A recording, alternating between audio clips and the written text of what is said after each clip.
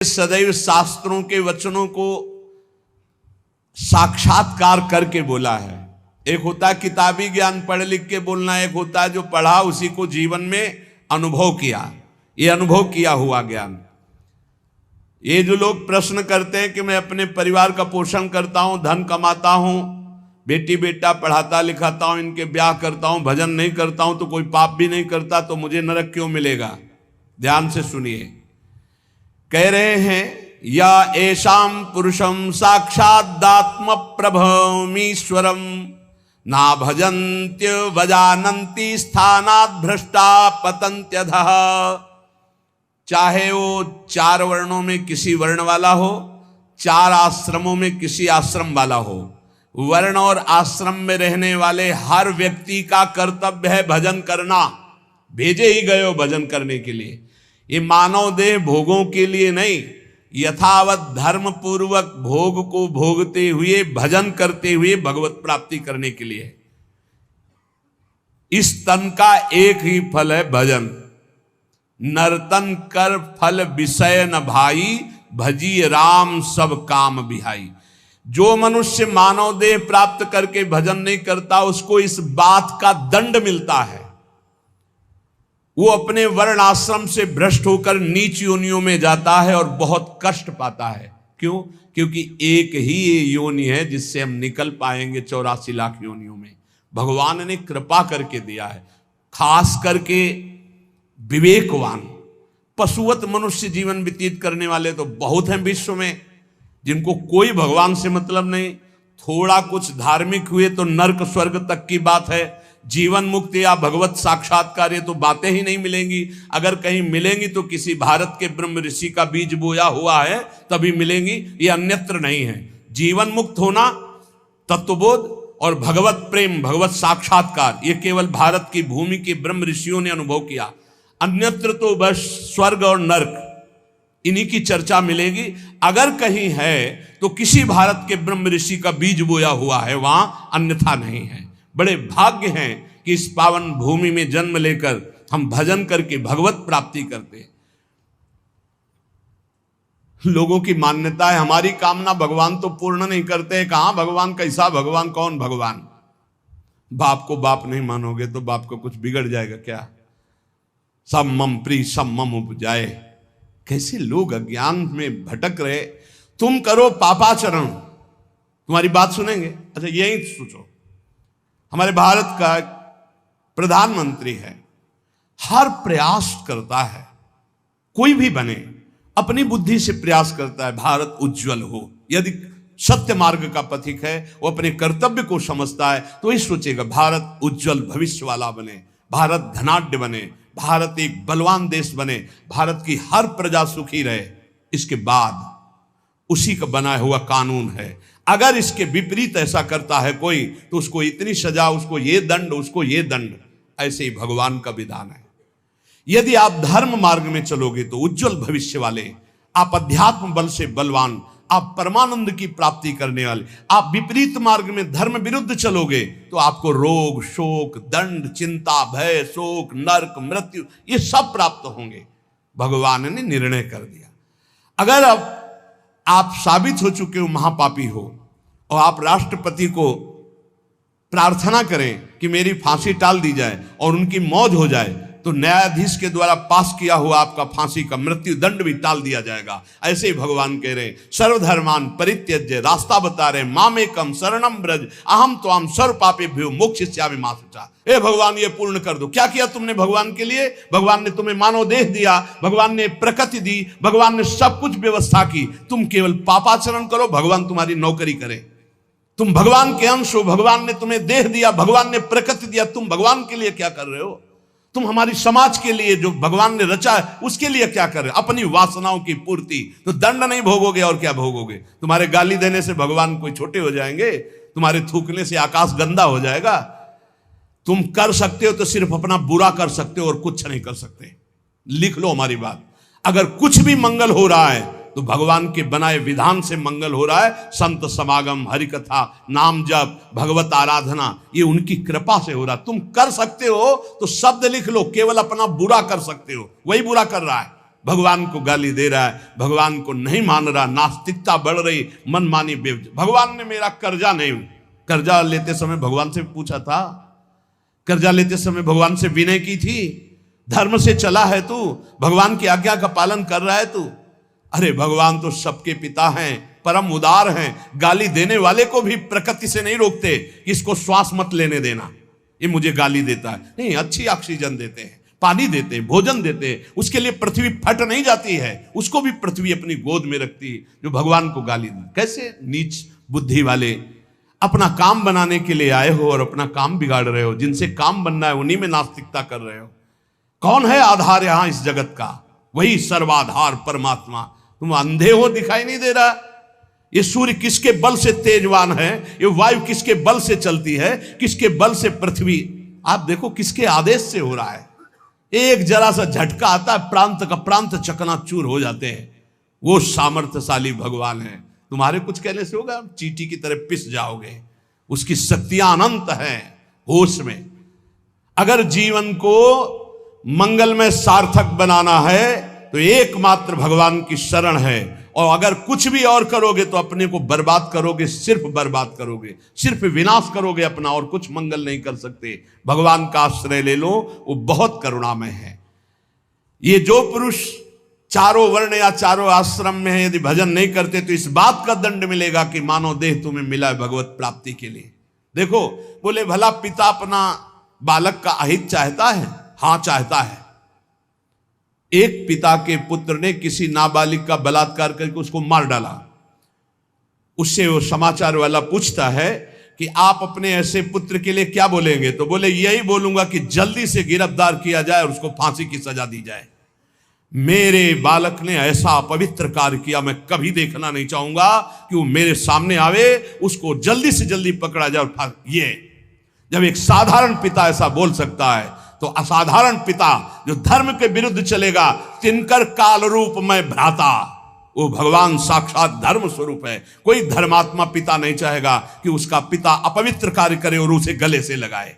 फिर भी मेरे भगवान कह रहे हैं, अहम तो हम सर्व पापेभ्यो मोक्षयिष्यामि मा शुचा अपिचेत सुदुराचारो भजते माम अनन्य भाग। महादुराचारी भी हो तो आ जाए कह के कि प्रभु मैं आपका हूं, आपके सिवा कोई मुझे नहीं बचा सकता, तो मैं तुम्हें साधु सम्मंतव्य सम्यक व्यवसिता हिस्सा, मैं तुम्हें साधु बनाऊं। फिर भी भगवान को कैसे शब्दों से बोलते, कोई भगवान नहीं, मन मानी आचरण करो, पता चल जाएगा भगवान है कि नहीं, अंतिम समय तक तो पता चल जाए। एक डॉक्टर बोले थे हमसे, जब गंगा किनारे भ्रमण करते थे, बहुत अमेरिका से पढ़ के आए थे, मार विज्ञान छांटते चले जाए, कौन भगवान, कैसा भगवान, क्या। अब गंगा किनारे तो एक अलग रहनी थी, उदासीन, ना बोलना किसी से। तो उनसे कहा, नहीं ऐसा अपमान मत करो, भगवान अब कैसे हम तुम्हें छाती चीर के दिखावें कि हैं, हम ऐसे जी रहे हैं, ये साधु महात्मा ऐसे जी रहे हैं, केवल हवा में जी रहे हैं, नर्क स्वर्ग की चाह नहीं। लेकिन छाती से कहता हूं, हृदय से कहता हूं, त्रुटि हमारी, करुणा उनकी। अगर कहीं भी हमें कुछ भी असंतोष हुआ है तो मेरे आचरण का, मेरे विचार का, मेरी क्रियाओं का हुआ है, और उनकी कृपा का वार पार नहीं। अपार करुणा करुणालय। और मिलना, तुम बहुत दूर हो हमसे, तुम दूर हो, लेकिन मेरे प्रिया प्रीतम मेरे से दूर नहीं। अब वो कोई ऐसी दूरबीन नहीं कि मैं तुम्हें दिखा सकूं कि देखो। ये हम कोई प्रमाण तुमसे नमस्कार नहीं चाहने के लिए कह रहे, ये इसलिए कह रहे कि प्रभु कितना प्यार करते, तुम्हें कैसे बताऊं। हजारों प्राण हो तो न्यौछावर कर दे, ऐसा प्यार करते हो। ऐसे नहीं को स्वप्न में आके प्यार करते हो, भाव में आके प्यार करते हैं। जैसी भावना करोगे वैसे ही तुम्हें अनुभव कराएंगे। वो है, प्रत्येक कण में है, प्रत्येक क्षण में वो मेरे साथ है। ऐसा बिल्कुल माइक से कह रहा हो, आचार्य बल से, गुरु बल से, कि विश्वास करो, वो केवल ध्यान का विषय नहीं है, वो केवल भजन का विषय नहीं है, वो मित्र की तरह मिलते हैं, वो संभाषण करते हैं, वो साथ खेलते हैं। पर ये बात वही देख सकता है जो उन तक पहुंच चुका है, जो उनके चिंतन में तन्मय है। अन्यथा ये मायाकृत नेत्रों से बात नहीं देखी जा सकती। इसलिए उसका पतन निश्चित है जो मनुष्य शरीर पाकर के भजन नहीं करता है। भगवान ने केवल भजन के लिए दिया है। दुष्यंता पर कायेषु स्वात्मानम हरिमीश्वरम मृतकेशानुबंधेस्मिन् बद्ध स्नेहा पतंत्यधः। भाई शरीर का अभिमान मत करो, ये मरा ही मरा, अभी मरा या कल मरा, मरा ही है पक्का। मृत्यु प्रतिपल साथ है। ये शरीर मृत शरीर समझो, कब छूट जाए कुछ पता नहीं। इसके संबंधी भी छूट जाएंगे। इस शरीर से प्रेम गांठ करने का मतलब है नरक यात्रा तय करना। इसलिए इससे ज्यादा प्यार मत करो। इसे खूब कई बार हमने प्रार्थना की साधकों से कि शरीर को ऐसा समझो जैसे कंजूस मालिक बेईमान नौकर से काम लेता है, ऐसे ले इससे। इसको छूट दे दी तो ये पूरी की पूरी जिंदगी बर्बाद कर दे। इसे बेईमान जैसे नौकर ना हो। ईमानदार नौकर अपने आप काम करता है, ये अपने आप नहीं करेगा। बेईमान नौकर जो आराम करना चाहता है, लगाओ काम में 4 घंटे, 124 घंटे में 20 घंटे इसको संसारिक काम, साधना के काम, भजन कार्य, आनंद समेट लो। यहां कमाने आए हो, यहां कोई तुम्हारा घर नहीं, कोई मकान नहीं, कोई दोस्त नहीं, कोई परिवार नहीं। ये परदेश है स्टेशन जैसा। तुम्हारी टिकट कटी, भागे, पूछोगे भी नहीं कि ये पत्नी तुम कैसे रहोगे, ये बच्चों तुम कैसे रहोगे। नहीं, चले गए, दोबारा कभी देखने को नहीं मिलेगा। न तुमको वो, न वो तुम्हें, कभी नहीं मिलेगा। ये ऐसा माया का जादू का खेल, सत्ता ही खत्म हो जाती है। इसलिए हे भाई, इस शरीर में रहने वाले अपने स्वरूप को जान लो और किसी से भी द्रोह मत करो। वो मूर्ख हैं जो इस अपने शरीर को तो अमर मानते हैं, दूसरे शरीरों को मारकर खाते हैं मांस। देख लो, ये ऋषि मुनियों की वाणी है। आत्मस्वरूप को पहचान लो, वही आत्मा चीटी में, वही सर्वत्र भगवान है। वो मूर्ख हैं जो अपने शरीर को आत्मा मानकर पोषण करते हैं, दूसरे शरीरों की हत्या करके उनका मांस खाते हैं। बोले हम हत्या नहीं करते, हम तो दुकान से ले आते हैं, तो बराबर फल मिलता है। कर्ता, प्रेरक, अनुमोदन, तीनों को बराबर पाप मिलता है। एक जो काट रहा है, एक जो खरीद के ला रहा है, और एक जो बनाकर पका करके खा रहा है, खवा रहा है। तीनों को नरक बराबर दंड मिलेगा। कर्ता, प्रेरक, अनुमोदन। ये कैवल्यम संप्राप्ता ये चातातिश्च मूढ़ताम त्रैवर्गिका क्षणिका आत्मानं घातयन्ति ते। जो लोग ये भगवत प्रदत्त शरीर प्राप्त करके कैवल्य परम पद प्राप्त नहीं कर लेते और ज्ञान बघाड़ते रहते हैं, वो पूरे ज्ञानी भी नहीं हैं और पूरे मूर्ख भी नहीं है। उनकी बड़ी दुर्दशा होती, ना इधर के रहते ना उधर के रहते, मजरे ढो। सदैव वो अर्थ, काम, वासना इन्हीं में फंसे रहते हैं। एक क्षण के लिए उनको चैन शांति नहीं मिलती। जो मनुष्य शरीर पाकर अपना उद्धार नहीं कर लेता, वो अपने पैरों में मानो अपने हाथ से कुल्हाड़ी मारकर काट रहा है, वो आत्मघाती है, वो दुर्गति को प्राप्त होता है। एत आत्महनो अशांता अज्ञाने ज्ञान मानिनः सीदंत्य कृत कृत्या वही काल ध्वस्त मनोरथा। ऐसे जो ज्ञान बगाड़ते रहते हैं और ब्रह्म बोध नहीं किया, निरंतर भजन नहीं करते, इनको आत्मघाती कहते हैं। जानते हैं पर मानते नहीं हैं। ये इन आत्मघातियों को कभी शांति प्राप्त नहीं होती, इनकी कर्म परंपरा कभी नष्ट नहीं होती। काल भगवान सदा सर्वदा इनके मनोरथों पर पानी फेरते रहते, हृदय की जलन विषाद कभी मिटने को नहीं होती। इसलिए हित्वात्यायास रचिता गृहापत्य सुहृच्छ्रिया तमो विशंत्य निच्छन्तो वासुदेव परांगमुखा। वासुदेव भगवान श्री कृष्ण के चरणों का आश्रय ले लो, उनसे विमुख मत हो। विमुख होकर यदि तुमने धन रुपया पैसा मकान सब समेट भी लिया तो भाई जब जाओगे कुछ साथ नहीं।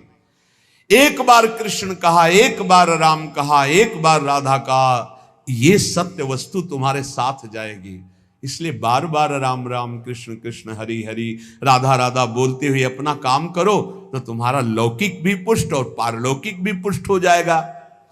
जो भगवान नाम जप नहीं करता, भगवान से विमुख है, ना चाहने पर भी विवश होकर उसे घोर नरक में जाना पड़ता है। इसलिए सदगति प्राप्त करने के लिए नाम जप अत्यंत आवश्यक है। ये कलिकाल की बड़ी महिमा वर्णन की भगवान व्यास जी ने।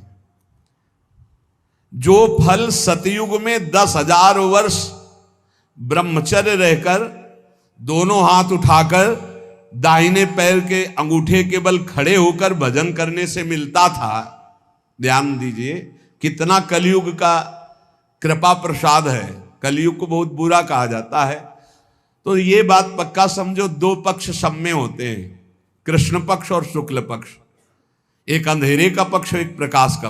तो कलयुग में दो पक्ष हैं। एक अंधेरे का पक्ष अगर भगवान से विमुख हो तो नष्ट कर देगा।